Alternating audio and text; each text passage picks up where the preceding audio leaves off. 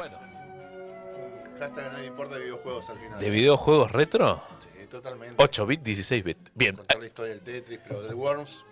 Del Worms. The Worms. Hermoso videojuego. Bien, estamos en hashtag a nadie le importa y ahora libros. ¿Qué onda los libros? ¿Qué hay? Esa cosa aburrida llena de letras, diría alguno. Vamos a hacer los altos literatos. No, mentira, desde nuestro punto de vista. A ver qué onda. ¿Qué Si te trajiste parece, vos? mira, Sí. yo quiero arrancar, pero antes que suene el primer tema como para introducirnos, si te parece. Ah, claro. Obvio. Hay que entrar en Obvio. el tema, ¿no? Qué lindo piano. Piano. Un tema de John Addison, hashtag a nadie le importa, pertenece a la reportera del crimen, hashtag a nadie le importa. Qué clásico la reportera. del crimen, Hermosa ¿eh? serie. Alguna vez podríamos llegar a hablar. Otro hashtag. Angela Lansbury, que en paz descanse, nos abandonó hace muy poquito, así que una capa. Es verdad, se fue hace poco. En a fines del año pasado aproximadamente. Le veía bien, ¿no? Igual estaba como bien. Sí, es Entera. como Maggie Smith, es Duerme en Formol, básicamente. Bueno, su última aparición de película fue justamente en una gran película, por lo menos Glass Onion. Está en Glass Onion. Claro. O sea que, esperá, se fue hace poco, súper poco. Ujú. Pero bueno, no vamos a hablar Bueno, de ella. vamos por eso, sí. Hashtag a nadie importa, dedicado a los libros. Hace bastante tiempo venimos trayendo libros para ver si leemos un fragmento, un pedazo, lo Y que nunca sea. sale nada. Y nunca sale nada porque siempre nos colgamos hablando de otras cosas, pero en este caso vamos a tratar de hablar rapidito. Ya nos avisó nuestra operadora Camila Paredes que nos podíamos pasar unos minutitos porque estuvo interesante la charla. Y bueno, vamos a tratar de hacer rapidito. Y yo traje este libro, que dos, posiblemente tres si llegamos, pero más que nada como un comentario final, el tercero. Ya si están viendo por YouTube se habrán dado cuenta cuál va a ser el segundo, básicamente. Creo que está claro, ¿eh? A mí me gustan, vos sabés que me gustan leer a las investigaciones de vez en cuando. Investigaciones en temas generales, sobre todo cuando son de temas desconocidos por uno mismo, o por lo menos que nos permitan una mirada distinta de temas que creamos dominar, que claramente cuando alguien te dice domino tal tema, no lo domina. Siempre y cuando, o sea, si Einstein te habla de leyes de física y dices domino la física, sí, a vos sí te creo. Pero bueno, acá esta es una investigación policial que hizo la escritora de libros, de novelas policiales, por ser un poco el juego de musical que estamos escuchando ahora, P.D. James, que me gustaría antes, el libro se llama La octava víctima, es una novela policial de 1970, una investigación policial de 1971 sobre un hecho que ocurrió en 1811 en Inglaterra. Más que interesante, son casos antiguos. Exactamente. P.D. James tiene el título de baronesa, es un título honorífico, pero no es porque tenga un título, sea descendiente, sino es un título honorífico que se le dan a artistas y no son transferibles. Mira. O sea, no se hereda ese cargo. Igual creo que ella, bueno, ya falleció hace bastante tiempo y no sé si siguen vivos sus hijos. Pero bueno, vamos a ubicar un poco la vida de P.D. James y ya puede ir el segundo tema si querés dejarlo de cortinita, así le martillamos a la cabeza. Bien. Porque ahora nos venimos a ser intelectuales para hablar de literatura, como gente culta que somos. Por favor. Bien, la vida de P.D. James, antes de entrar, reitero, en detalle de la octava víctima, bastante interesante por lo que hizo ella misma y lo que logró, ya bastante crecidita. Su padre era un recaudador de impuestos, su madre era ama de casa, bien, recordemos, ella nació casi a principios del siglo XX, lo contextualizo para cómo era la sociedad en ese momento. Su madre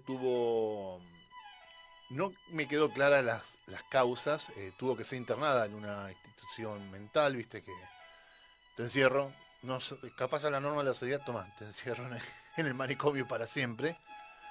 Sí, eran bravas esas épocas. Sí, y su padre, cuando ella tuvo 16 años, la obligó a dejar la escuela porque él no consideraba que las niñas tenían que tener una educación alta. Así que vos no vas a ir a la escuela, tenés que quedarte en casa para hacer lo que tenés que hacer, que es cuidar a tus hermanitos. Se vio obligada en función a eso para incorporar un ingreso más a la familia, a trabajar en una oficina de impuestos, no junto con su padre. Después logró, poco a poco, marcando su camino, ya con sus hermanos crecidos, empezó a trabajar asistente de escenario en un teatro. Más tarde se logró formar en en cuestiones vinculadas a la administración de hospitales. Su esposo, su novio, su pareja era un médico que volvió mal, en 1941 volvió mal de lo que fue la guerra, o sea, entonces se puso a estudiar justamente eso para poder asistirlo en las clínicas y todo eso. Y después más tarde empezó a escribir las novelas policiales a los 43 años, se formó en literatura, dio clases de literatura y es como que tenía bastante material para poder escribir porque no solamente había trabajado en el sistema público de salud con todo lo que era la burocracia del sistema público de salud en Inglaterra, sino también en lo que es el Ministerio del Interior de Inglaterra, que no es solamente, bueno, qué pasa a tierra dentro de nuestro territorio, no. Te incluye desde la cuestión judicial, de la cuestión de las migraciones, te da todo un abanico informativo para poder trabajar en sus personajes. Eh, si han leído de sus obras, pueden haber leído seguramente alguna de las 14 novelas que escribió de el inspector Dalglish, que yo recomiendo mucho el que sería el tercer libro, Muertes poco comunes, que es, ¿viste esa típica del detective que está a punto de retirarse y le toca el peor caso de su vida? Bueno, la otra que no tenés que hacer es irte a descansar de vacaciones porque te va a tocar el peor caso de tu vida. Es lo que ocurre un poco en la tercera novela, que no voy a decir lo que se desarrolla, pero básicamente desaparece alguien importante del pueblo donde se había ido y de pronto aparece atado en un pequeño botecito con las manos cortadas. Entonces, ¿qué pasó ahí? Es lo que tiene que investigar nuestro amigo Dalglish. También tuvo dos novelas protagonizadas por Cordelia Gray, que era una joven que había heredado la agencia de detectives de su padre, que llegó a tener una aparición en el manga de Detective Conan, una de las series más longevas del anime japonés, la animación japonesa, que aparece como personaje en homenaje justamente a este rescate. ¿Y por qué estamos hablando de ella también?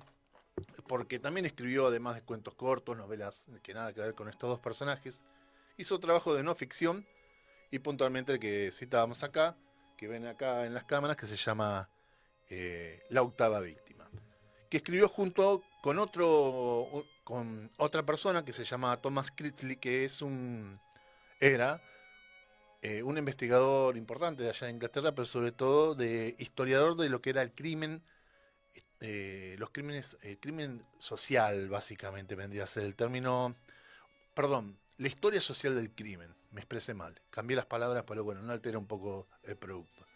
Entonces, ¿por qué se plantea este caso de 1811? Bueno, la novela nos aborda lo que se conoce como los crímenes de Radcliffe Highway, que a lo largo de 12 días se mataron a 7 personas a golpes de un martillo, entre ellos un bebé. Imagínate el escándalo en la sociedad, cómo puede ser que pasen estas cosas en este mundo, caos absoluto, mucha desconfianza en el sistema porque nadie hacía nada, nadie piensa en nuestros niños y todas esas cuestiones.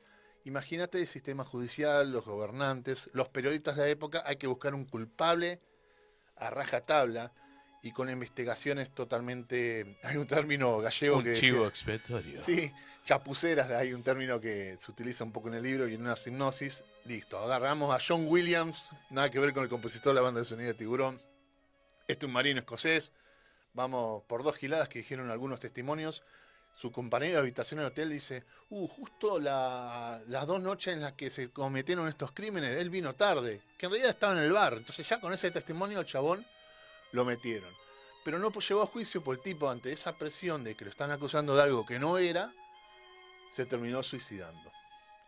Y lo que hace este libro, los dos justo trabajan, tanto Critchley como P.D. James, trabajaban en el Ministerio del Interior, accedieron a toda la información, a los archivos, a los artículos periodísticos de la época, e hicieron una investigación donde incluso te dan cuenta de quién podría haber llegado a ser el culpable. Y estaban las pruebas ahí en los testimonios que mismos que decían que decidieron ignorar, estaban ahí. Y acusaron a John Williams para poder tranquilizar en menos de una semana o 2. Listo, ya resolvimos el caso, la sociedad se tranquilizó, manejando la opinión pública. Y seguimos para adelante. Seguimos para adelante.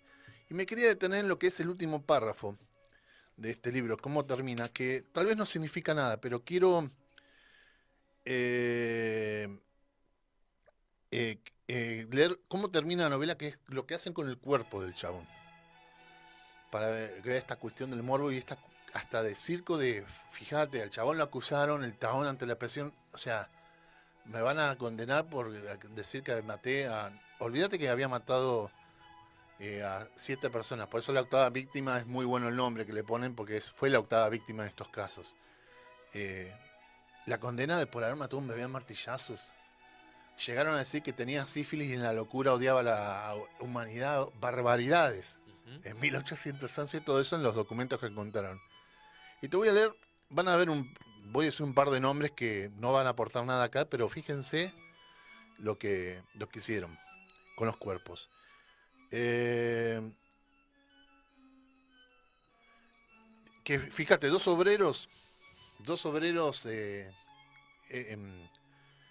lo leo acá, según un juez, no voy a mencionar nombres, es muy difícil de pronunciar, en Londres Central, unos trabajadores que instalaban nuevas conducciones 100 años más tarde de los que serán los hechos, pusieron al descubierto su tosca sepultura, la de John Williams. Dos amigos, el profesor, y acá es lo que sale en los documentos, el profesor Charlton Collins y H.B. Irving, un erudito y un actor que compartían un interés común por la criminología, examinaron los huesos. Charlton Collins se quedó con los del brazo derecho, otros obtuvieron también su parte del botín. Un álbum de recortes que se halla hoy en la rectoría de St. George in the East contiene una entrada sin fechar y que hace referencia a John Williams. Termina así.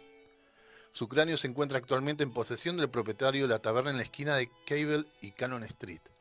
Tal vez tenga su lógica el hecho de que la calavera de John Williams se conservara como un tesoro en una taberna cercana al escenario que lo hizo famoso, y que sus restantes huesos, como los de Marr y los de Williamson, otras personas que estuvieron medio señaladas, descansan en una tumba perdida y sin nombre. Se repartieron los huesos del chabón. O sea, se ahorcó, se arrucharon todo el cuerpo y se fueron repartiendo los huesos como un trofeo de alguien que era inocente. Tremendo. Tremendo. Y esto es una investigación periodística. De un caso resuelto tiempo después y que aún hoy está dentro de lo que son los debates de cómo se investigan y esta cosa necesaria de encontrar un chivo expiatorio. Una incógnita.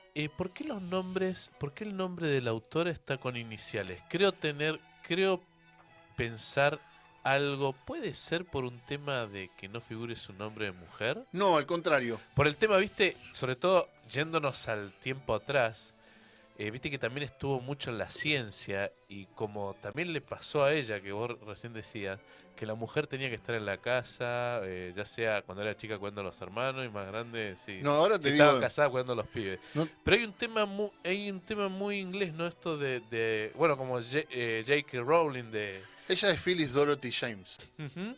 básicamente, y ella cuando se casó con su compañero de vida, de toda la vida, No tiene que ver con el machismo, nada de no, eso. no, al contrario, ella firma así, es su apellido de familia, o sea, mis genes son James, mi apellido es James. Llegó por voy a las firmar iniciales, pero, No, pero está bien, es una forma, un estilo. No, igual yo creo que si le pones el nombre completo, tal vez P. de James ya está. Yo lo digo en inglés, o sea, otro te dice P. de James o P. de James. Pero bueno, no importa. Vamos al tuyo. Bien, bueno, esto ha aparecido muchas veces aquí. Bueno, es un libro que me lo encontré este verano en Montehermoso. Encontré una librería en Montehermoso que está tremenda. En Montehermoso hay librerías y aguavivas. Claro, y agua vivas. No, menos mal que sé que cuando he ido no he ido nada, ¿eh? La verdad que las playas hermosas. Y lo bueno que tenés una librería que tenés libros a 2 mangos. Este libro, no me acuerdo, pero me haber salido, lo junté con otros, ponele 1.500 pesos. Hoy lo veo, está disponible en el Mercado Libre porque es un libro escrito en España. Es muy difícil que llegue acá, pero está disponible en el Mercado Libre por la módica suma de 1.800 pesos. ¿De qué trata? Crónica del rock vasco de Elena López, del Sistu a la Telecaster. Esto viene, este nombre del Chistu a la Telecaster. Chistu es un instrumento típico del folclore vasco. Bueno, y la Telecaster está hablando de una guitarra ya del rock. Bueno, ¿qué se dio? Lo que fue finales de los 70 y bueno, básicamente toda la década del 80. España deja de estar, toda la península ibérica, ¿no? Y deja de estar bajo el dominio de Franco, creo que fue año 76, puede ser. 40 años de dictadura, tremendo, horrible. Solos a la madrugada, vean esa película, por favor. Y... ¿Solos? A la madrugada, con Te iba a decir Tristan Bauer, pero José Sancristán. Bueno, y lo que se dio en el País Vasco fue algo bastante particular, una efervescencia, bueno, antisistema, digamos, crítica de la sociedad de la época, muy pacata, mucha presencia de muchas iglesias, en este rock que se llama rock radical vasco, en el que está contenido estas historias de los personajes reales, esto es básicamente crónico, o sea, ¿qué decían estos muchachos? Que muchas de las situaciones primarias de estas bandas que después conocemos como la Polla Records, por ejemplo, Cicatriz, o si querés Barricada, muchas de estas bandas exponentes que bueno después fueron conocidos y llegaron al mundo entero a Los Muertos de conocerse. Cristo. Bueno, no vienen de acá, pero sí han recibido. De los pocos nombres que conozco de bandas de Pero España. los por Muertos eso. de Cristo llegaron después, pero obviamente sí, mucha influencia. Instauraron lo que es el rock de protesta, ¿sí? Con si querés, no tanto sonido, porque salían como podían, pero y con el mismo bardo que tendrán los músicos nequinos hoy en día. Que arreglan con los lugares, que no arreglan, que hay sonido, no hay sonido, que pagan, que no pagan. Pero lo principal de esto que se caracterizó es el tema de la protesta, de estar en contra de un sistema establecido sumamente opresor, más allá de que estaba en una naciente democracia. Y sabemos que las nacientes democracias son medias débiles, ¿no? Entonces está todo ese tema muy fascistoide en la sociedad, la crítica a la iglesia, a los estamentos educativos, al sistema básicamente en general, y un poco, por ejemplo, acá hay un recrea o hay testimonio, por ejemplo, de los integrantes de la Polla Records. Por ejemplo, Lea, por favor. nuestra primera actuación fue en Salvatierra. Salvatierra era el lugar donde salen ellos, ¿no? Esto lo decía Evaristo, cantante de la Polla Records. Cuando aún no habían grabado su single debut. Fue gente de todo tipo. Todo Dios iba a ver qué hacen estos pelados. Tocamos un rock and roll y un blues típico y 4 canciones locas. En un acorde todo el rato. El bajo y uno de los guitarras eran tan malos que les pusimos el volumen a 0. Yo empecé a echarme una cerveza por la cabeza. Había que hacer algo, ¿no? Bueno, estaba el bardo, había que impresionar, ¿no? Quedándonos con la gente de una Hermoso. manera bárbara, alucino, nunca había visto nada igual. Y aquellas 4 canciones locas se convertirían en más de un centenar de pequeñas bombas de odio, escuchadas en todos los rincones de la península. Bueno, obviamente muchos de estos después fueron hits, ¿no? Sí, claro. Bueno, y acá también hay una crítica, porque él habla, incluso tiene canciones, ¿no? Hay muchos punkis de postal que desvirtúan el rollo. Una vez vinieron unos a buscarnos para un recital, para coger pelas, para sacar un grupo de la cárcel. Estuvieron oyéndonos en el local como tocábamos y no nos llevaron porque no dábamos la imagen. La imagen del típico punk, que es algo que siempre han bardeado la Polla Record, ¿no? Esta cosa de que, viste, cuando tenés que ser de tal forma, esa cuestión que se transforma, que hablábamos la otra vez, lo conservador a veces. No, yo soy metal, me tengo que vestir de negro. Yo soy punk y tengo que tener la cresta. Tenés que escupirme en el recital o sonarte los mocos y tirármelos a mí en la cara. Una cosa así. Sí. Bueno, Posta, súper eso interesante. ocurre también, es escatológico, pero es así. No, es así. Es así. Así que totalmente recomendado esto de la crónica del rock vasco. Yo me encontré hace poco. Bueno, yo he ido a España, mis familiares por parte materna tienen que ver mucho con esta zona y hace muy poco me hice un examen de ADN y tengo un gran porcentaje aquí, así que empecé a Yo soy investigar un poco. descendiente de Franco. No, de ahí no, por favor. De más al norte. Y es interesante, cuando pueden investiguen también lo que es, está bueno investigar lo que es el Euskal Herria, ¿no? Ese lugar tan apartado del resto de la península, donde hay cosas interesantes y acá se dio algo único, que fue el rock radical vasco, algo único dentro de la península ibérica, una protesta contra el sistema imperante, recomendable la Polla Records, hoy en día Gatillazo, como para dar nombres, y si te querés ir más atrás, Escorbuto, Barricada, que nos dan cuenta de lo que es la sociedad también de la época, y que muchas de estas cosas son himnos, todas estas canciones son himnos que no mueren en el tiempo porque uno lo puede llevar también a sus localidades. Bien, siga por favor. Sí, va a ser producción en vivo, así que vamos a poner acá, se va a escuchar de fondo esto, vamos a ponerlo así mientras hago producción. Seguramente Por favor, producción en tengas que vivo. cambiar. Mira, mira lo que te voy a poner. Mira que te Ajá. voy a. Va a sonar de fondo, ¿eh? ¿Algún animal oceánico? Obvio. Y A ver, a ver, me a había ver. olvidado que esto arranca despacito este tema. Mira. Océano, ¿qué nos cuentas? Apa. Bueno, Que ya suena de está, fondo, ya está listo. ya está. Son 2 segundos Mirá, y... no agarro el libro. Esta es la tapa porque está sueltita. Mirá Cami buscando la banda de sonido de Tiburón al toque. Tremendo.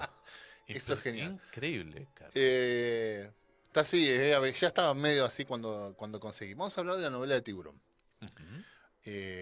Voy a brevemente porque si me pongo a hablar de la película voy a estar hasta Es lo que mañana. inspiró al cine, que ya sabemos, ¿no? Sí, podemos hablar y aparte es mi película favorita de Spielberg porque la veo hoy y no me canso. ¿Puedo poner pausa acá? ¿O sigo? Ahí está. El autor vamos a ponerlo lejito, así se escucha bien de fondo. Peter Benkley. Peter Benkley es un escritor que de Estados Unidos, ya fallecido de todas maneras, que vos sabés que en contra de lo que él no... Bien, genial, ahí lo pongo en pausa. En contra de lo que se piensa de que la película de Tiburón generó que maten a los tiburones, no, él no creía eso. Él lo que sí sentía que sus novelas, él escribía mucho después de Tiburón, muchas novelas protagonizadas por tiburones, calamares gigantes, monstruos. Hay una que es un calco directamente de Tiburón. Él se dio cuenta que había contribuido a la mala información, a la desinformación, y comenzó a ser un proteccionista de la fauna marítima. O sea, se dedicó a estudiar también el océano y trabajar en proteger a las especies, porque él Le considera... pintó el mar al señor, ¿no? Claro, porque un poco como lo que hablaban los chicos de Meow, por su experiencia se dio cuenta, no puedo contribuir a que la mala información se piensa que los tiburones son todos asesinos, Ujú. y cambió de rubro. Esta novela la empezó a escribir cuando en una época que era también escritor, periodista freelance. Principio de los 70, ¿no? Sí, y comenzó esos trabajos porque tenían que traer alimentos para la comida y tenía esa imperiosa necesidad de no cagarse de hambre junto con su esposa. Y tenía dos ideas, hacer un trabajo de no ficción sobre piratas y una sobre un tiburón que comía, o sea, que azotaba a una comunidad cercana al mar. Y esto estaba inspirado en casos reales, sobre todo de un Frank Mundus, se llamó un famoso pescador de esa época, que había cazado un tiburón como de blanco de un gran tamaño, y que en parte del personaje Quinter, que cazaba tiburones que vemos en la película, y bueno, en el libro claramente estaba inspirado. Y vos sabés que le presenta estas dos ideas a su gente y le dice, mira, me gusta más esta, la de el trabajo de no ficción sobre piratas no me interesa en lo absoluto, y le dan un adelanto. El asunto es que el chabón le exigía, tenés que escribirme algo, te retiramos del adelanto. Pero ese adelanto dejó de existir apenas se lo dieron porque tenían esa imperiosa necesidad de no cagarse de hambre, básicamente. Básicamente. Y la novela se demoró mucho, se escribieron páginas, le aprobaron las primeras 5 páginas, le, le hicieron sacar parte, era una novela originalmente con mucho humor, se lo hicieron sacar, y en un punto queda con muchas subtramas también, de hecho el personaje del jefe Brody, el policía, queda como esa figura de autoridad que la gente necesita, entonces la figura de autoridad guía. Y después estaba el personaje de que en la película lo interpreta Richard Dreyfuss Hooper, tenía una relación amorosa con la esposa del jefe Brody, eso en la película no está. Había muchas subtramas de crímenes que había en la isla, corrupción que era el intendente. Todo eso en la película no está. ¿Por qué? Porque el propio Steven Spielberg también, cuando le acercaron la propuesta, Steven Spielberg recién empezaba, esta su tercera película formalmente, consideraba que le caían tan Había mal hecho la del camión. la del camión y Sugarland Express, que es una de una huida ¿Cómo de era que se llamaba el camión? Duel. Duel. Duel. Y Sugarland Express, que fue la primera película que hace la banda de sonido con John Williams. Ujú. No el que ha acusado de la octava víctima, ¿no? No, ese no. No del compositor. Aquí. Y, ay, qué tremenda. Me dieron ganas de ver la película. Qué bueno que la tengo. Blu-ray. Sí. Y ya con ese tema nomás. Y al punto tal que eran tan poco simpáticos los personajes cuando lees la novela que querías que ganara el tiburón. Básicamente a Steven Spielberg le pasaba eso. Y bueno, la novela terminó siendo un gran éxito, a pesar que no tuvo una buena recepción por parte de la crítica. Se terminó transformando en un gran bestseller gracias justamente a la adaptación. Y la tapa es similar, la tapa que vemos del disco, de la película, era similar a la de la novela. El tiburón nadando hacia abajo y una persona nadando, en el caso una chica, Ujú. una mujer, que es lo que vamos a leer a continuación. Y para finalizar un poco con el tema de la película, yo reitero, yo la recomiendo leer, porque está bueno leer cómo surge lo que inauguró el periodo de blockbusters o películas taquilleras de verano. Fue esta película, está buena leerla porque te permite, sobre todo, ver una forma distinta de narrativa y cómo se traslada un buen ejercicio de adaptación de una novela, no es muy larga, como verán, a la gran pantalla. Y toda la gran secuencia de la casa, Steven Spielberg cuando leía la novela, el guión lo hizo el propio Peter Benchley, lo que consideró es que los Ah, últimos 45 minutos, buen detalle ese. El guión, el uh-huh, mismo autor el de la mismo novela. autor, los últimos 45 minutos de la película Steven Spielberg consideraba, como pasa en la novela, que muere más gente todavía. De hecho, en la novela las víctimas son más todavía. Spielberg las consideraba una sola escena. Los últimos 45 minutos, por más que pasan distintas cosas, que es la escena de la casa al final, es una sola escena. Y así lo veía en la novela, con lo cual coincidió también el propio Peter Benchley. Y escuchábamos acá el tema, y lo quería traer para no meter muchos detalles de la película, porque si no estoy esta mañana, es que la música la hizo el gran compositor John Williams, eh, que como suele ocurrir, así como mete siempre jazz en sus trabajos, de hecho viene del mundo del jazz John Williams, metió música clásica como La Mer de Claude Debussy, de Igor Stravinsky, La Consagración de la Primavera. Y el tema originalmente siempre pensó, bueno, vamos a poner un tema que invite, te haga señal, re simple. Y se lo toca a Steven Spielberg y Steven Spielberg decía, cuando le toca las dos notas tipo tarán, tarán, pensaba que era una broma. No, no, es el tema en serio que tengo. Y básicamente el tema principal son variaciones en distintas escalas de dos notas. Después, fíjate, acá Dos notas, como decía Evaristo la Polla, más o ¿no? menos. Y Era punk. lo que después se dio cuenta Steven Spielberg, que le reflejó mucho el ritmo de la música habitual de películas de piratas, todo eso, y eso le gustó, como escuchábamos recién el ta ta ta ta ta ta ta ta ta ta ta. Y le termina aceptando y termina haciendo un gran trabajo de musical que el propio Steven Spielberg considera que sin la música la película no hubiera tenido el éxito que tuvo. ¿La conexión la hiciste a propósito de los dos libros? No, es Que en casual. las dos aparece John Williams. Es casual. Pero lo que quería De leer es, alguna manera, ¿no? sí, lo que quería leer es el momento en que la escena inicial que vemos que es que el tiburón, recordemos, no me quiero detener muchos detalles, lo vemos muy pocas veces y lo vemos en la película físicamente bien en los últimos 45 minutos. Justamente cuando asusta más el tiburón es cuando escuchamos el tarán, tarán, listo, es el tema de tiburón, sabemos que viene cerca, trabaja mucho con los silencios. Y cuando lo vemos en la pantalla sin el tema, no se escucha el tema, es como, ¡ah! ¿Qué pasó acá?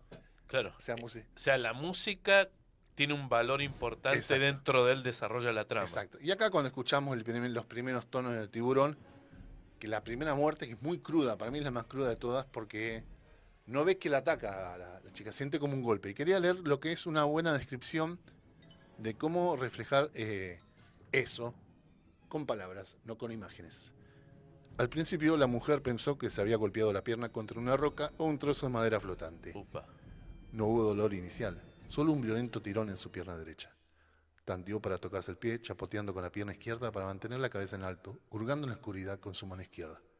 No pudo hallar su pie. Palpó más arriba en su pierna y entonces fue invadida por por un acceso de náuseas y mareo. Sus dedos habían hallado un muñón de hueso y carne desgarrada. Fuá. Punto. Y eso no lo vemos en la película, por eso ocurre todo bajo el agua. Vemos el movimiento. Y en la película, sí, ¿qué pasó? Claro, ahí está con detalle. Exacto. Va al hueso. Sí, No puede ser otra cosa, va al hueso. tal cual. Bravo. Bueno, acá está el disco, la banda de sonido, la película y todo eso, pero bueno. Bien, bueno, tenemos muy poco tiempo. Roberto Arlt, un grosso de la literatura argentina, muy poco comprendido en su época, él formó parte del grupo de Boedo. Estos muchachos que se reunían en un café, Hablar boludeces. en Boedo, claro, como nosotros, en Boedo a 800 y tanto. Paréntesis.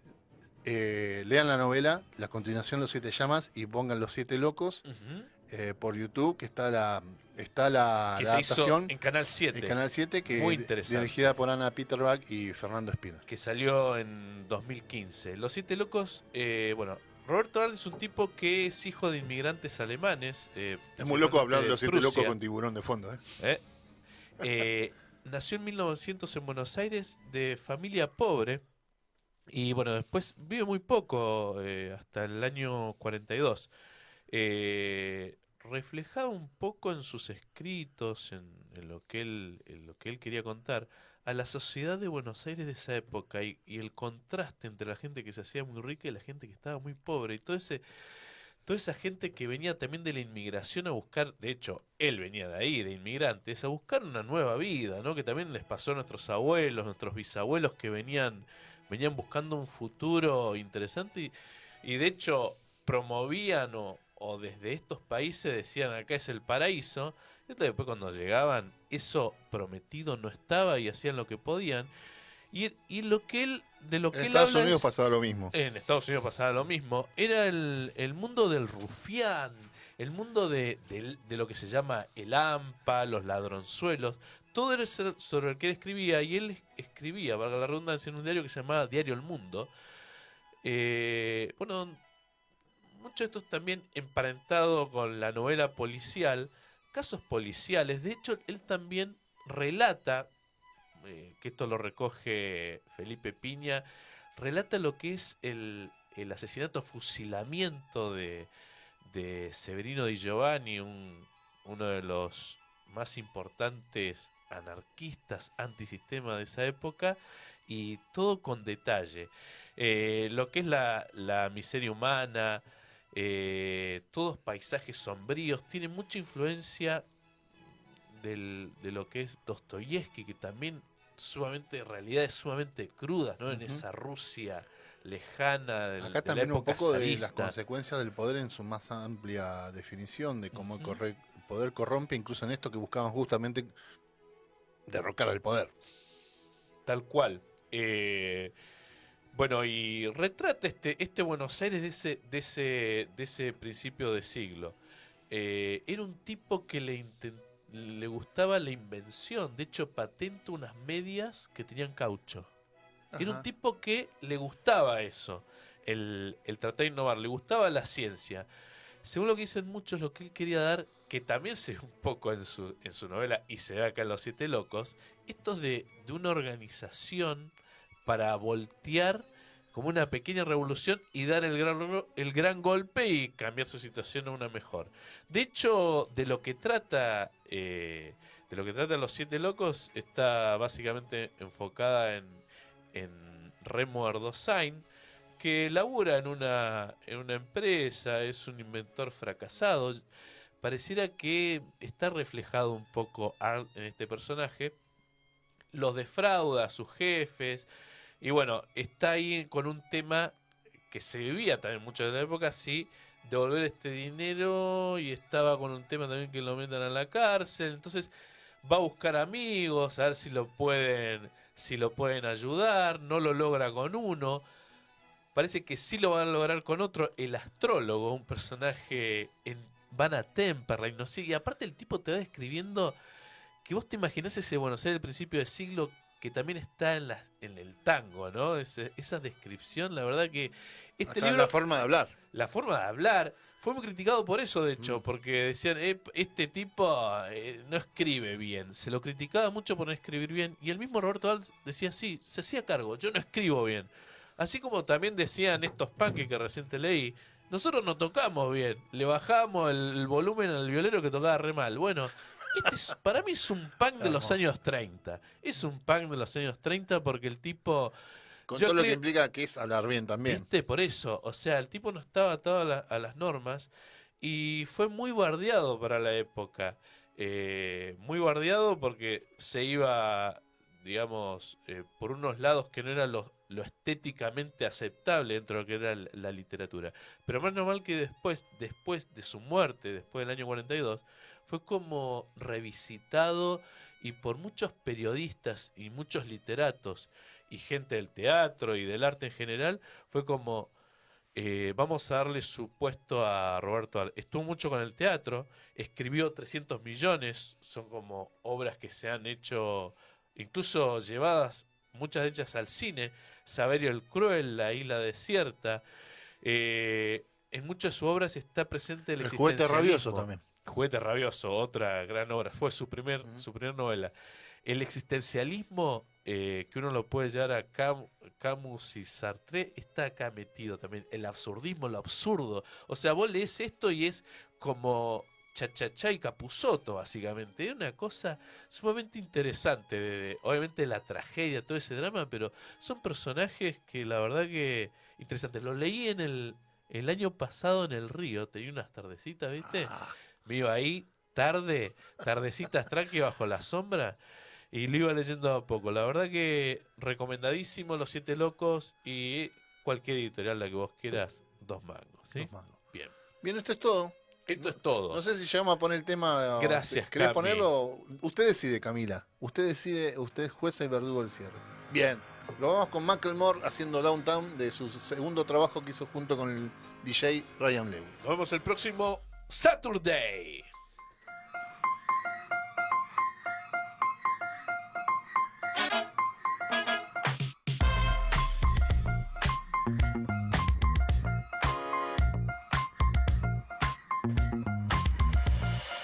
I went to the moped store with suppers. The salesman's like, what up?